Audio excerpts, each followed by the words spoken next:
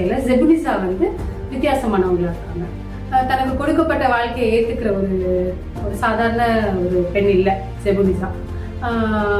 அந்த அப்படி அவங்க இருக்கும் போது என்ன ஆகுதுன்னா, அவங்க என்னென்ன சவால்களை சந்திக்கிறாங்க, என்ன மாதிரியான இன்னல்களுக்கு ஆளாகிறாங்க, அண்ட் என்ன மாதிரியான சவால்கள் அவங்க எப்படி எதிர்க்கிறாங்க அரியணை. அது சொந்த தந்தையாவே இருந்தாலும் சரி, சகோதரர்கள், அத்தை, அப்படி யாரா இருந்தாலும் சரி, தன்னோட ஒரு ஆளுமையை காட்டுறதுல செபுனிசா பின்வாங்கிறதே இல்லை.